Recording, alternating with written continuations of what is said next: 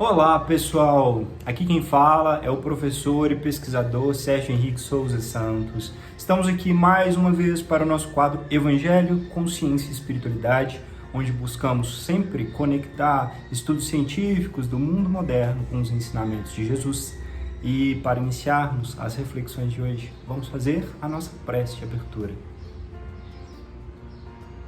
Deus, Pai de amor, gratidão por mais uma vez podermos estar aqui, aprendendo, sendo iluminados e de alguma forma nos conectando com a espiritualidade amiga. Pedimos a Tua luz, bênção, inspiração para sermos melhores, vencer a nós mesmos nas fraquezas que temos e levarmos a Tua luz aonde formos. Que assim seja.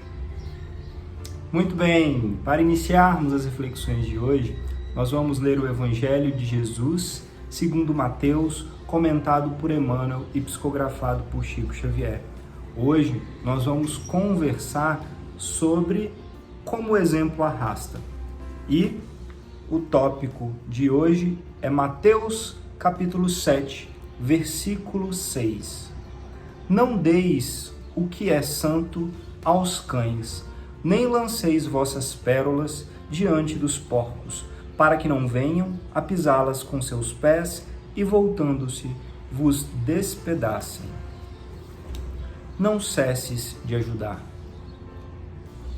Não atires as joias cintilantes da sabedoria ao ignorante, mas não te esqueças de oferecer-lhe a bênção do alfabeto para que diminua a miséria espiritual do mundo desde hoje. Não te percas em longos discursos sobre a glória do bem, ao lado do irmão infeliz que se faz malfeitor contumaz. Entretanto, não negues a semelhante desventurado o braço fraterno, a fim de que ele possa elevar-se das profundezas do abismo. Não te alongues em considerações excessivas sobre virtude junto da mulher, nossa benfeitora e nossa irmã, que resvalou para o despenhadeiro dos grandes infortúnios morais. Todavia, não lhe subtraias o incentivo ao retorno da vida para a dignidade espiritual no trabalho e no bem, a que todos nos achamos destinados. Não arrojes o tesouro das revelações divinas ao transeunte que passa, cujo íntimo ainda não conheces. Contudo, não ouvides a necessidade de simpatia e de carinho, com que nos compete ajudar ao forasteiro, de vez que um dia seremos estrangeiros em outras regiões e em outros climas.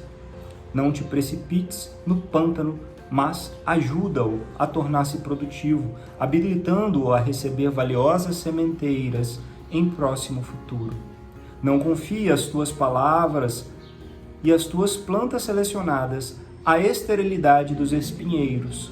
No entanto, auxilia a terra, removendo-os convenientemente, a fim de que o solo hoje infeliz possa amanhã surgir renovado ao toque do teu esforço.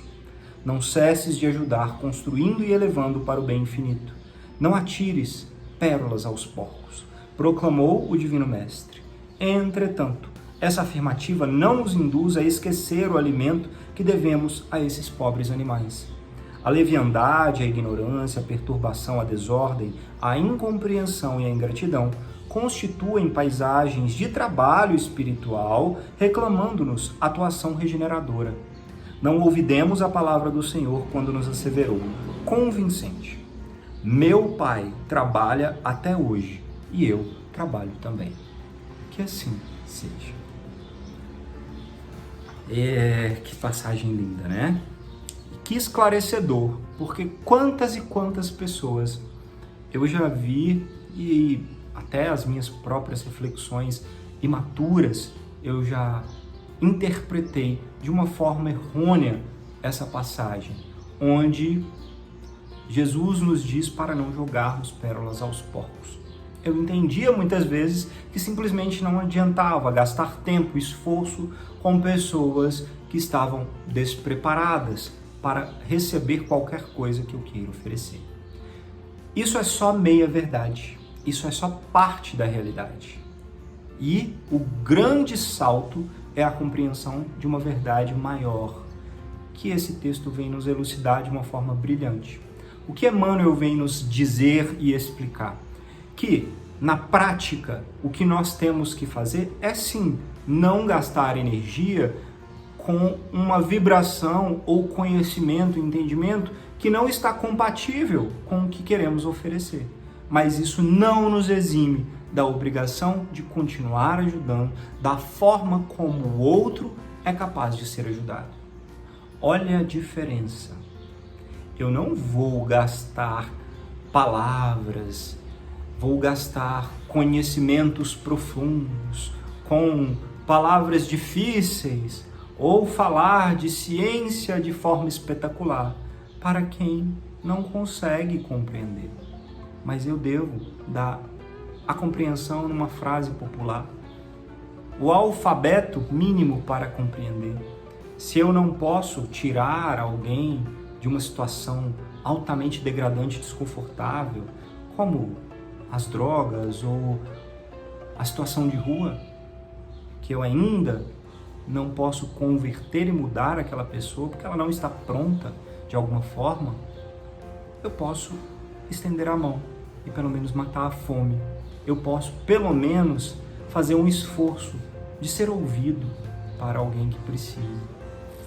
Olha, gente, isso muda tudo, porque nós saímos da arrogância e passamos para a caridade. A palavra mágica de todo esse texto ensinado por Emmanuel é que a caridade deve prevalecer, independente do terreno onde nós estivermos pisando. A questão é que devemos ter sabedoria para oferecer a caridade que o outro precisa e não a que nós queremos ofertar. Isso é difícil, mas a gente só pode aprender treinando, se esforçando para fazer melhor. E dentro desse contexto, nós trouxemos o nosso lindo livro Mãos Marcadas, ditado por espíritos diversos e psicografado por Chico Xavier. E o tópico de hoje é Leitura da Caridade, ditado por Emmanuel. A caridade não será transmitida apenas através da frase que ensina, embora devemos a melhor veneração ao verbo edificante. A caridade não será aprendida tão somente nas páginas consoladoras da antologia religiosa. Será lida, acima de tudo, em nossa própria existência. No lar, o esposo conhecer-lhe-á os princípios da renunciação da companheira, tanto quanto a esposa contemplar-lhe-á a excessitude na correção irrepreensível do homem que preside a casa.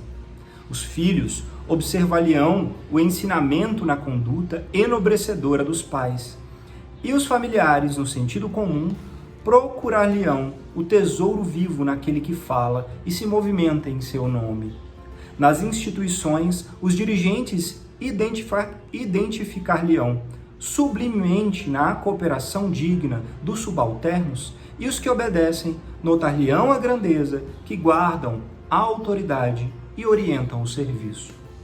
Não nos esqueçamos de que no lar e na vida pública, todos os que nos cercam esperam de nós a mensagem de caridade, através dos nossos mínimos atos de compreensão, afabilidade, carinho e gentileza.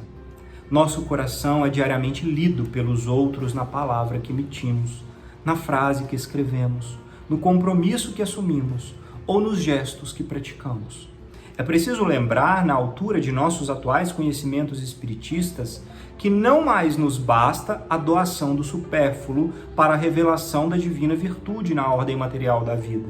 Recordemos o dever de dar de nós mesmos, com esforço, sacrifício pessoal, disciplina e suor, em nosso relacionamento com os semelhantes, se desejamos assimilar a lição que Jesus nos legou. Façamos de nossa experiência um livro aberto de amor puro, em que nossos irmãos de caminho possam ler a fraternidade e a cooperação em todas as nossas obrigações bem cumpridas. E a caridade será a fulgurante estrela em nosso coração, brilhando para os que convivem conosco e clareando-nos o caminho para a glória da vida eterna. Que assim seja. Complemento lindo para o Evangelho, brilhante, ensinado por Emmanuel também. Como é difícil a gente ainda colocar em prática essa sabedoria tão perfeita, que eu tenho certeza que todos aqueles que estão abertos a ouvir de verdade sentem a alma tocada e sabem lá no fundo que é a verdade, que é isso que nós devemos fazer. Que Emmanuel vem nos dizer que a caridade, ela não é entregar de material apenas, de dinheiro, de recursos da matéria e do supérfluo do que nos sobra. A caridade, que é tão entendida apenas dessa forma, ela é muito, mas muito mais. Isso aí é só a pontinha do iceberg.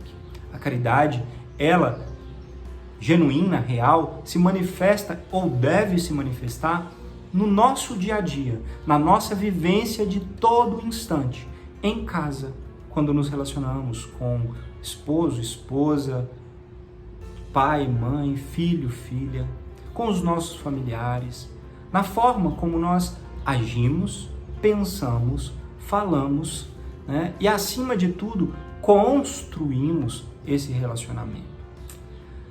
Isso acontece no nosso trabalho também, em cada pequeno passo e forma de lidar e de agir acima de tudo. Vão reconhecer em nós uma pessoa que está ensinando o bem na caridade, em se bem relacionar, em bem agir, em buscar fazer o bem, mesmo nas dificuldades e nas coisas difíceis. É com pequenos passos que a gente constrói. Eu, pessoalmente, posso falar um pouquinho do quanto pessoas me inspiram e me inspiraram, né, até hoje, através de pequenas atitudes, às vezes as mais simples, mas que mostram renúncia, aceitação e amor para com os que rodeiam. Isso toca muito mais do que um belo texto ou uma bela palestra, né, que são importantes também, mas os pequenos exemplos arrastam. O exemplo arrasta. E é essa a base que nós temos que ter para nós também. Eu vejo quanto, se eu mudo as minhas atitudes, não de uma hora para outra, porque ninguém vai se convencer com um dia, um mês, ou às vezes até um ano de mudança temporária, mas com uma mudança constante na nossa vida. Os outros veem que nós estamos mudando e também mudam junto gradativamente, de uma forma ou de outra. Portanto, cabe a nós fazer a nossa parte, exemplificar, porque é através das atitudes e ações diárias que vamos levar o bem e a palavra de Jesus não só na teoria, mas nas ações, na prática, porque ela se resume em amar. E amar tem uma das suas mais sublimes manifestações na caridade, vivida diariamente. E dentro desse contexto, nós trouxemos um artigo científico muito interessante, cujo título é o seguinte: Alimentação, Fé, Serviço Social e Construção de Instituições. O programa Anamrita de movimento Hare Krishna na Índia. Esse artigo científico foi publicado no journal ou na revista que tem como título Religion, State and Society, que quer dizer Religião, Estado e Sociedade, pela autora Santa Padya. Bem, o que esse artigo científico nos mostra?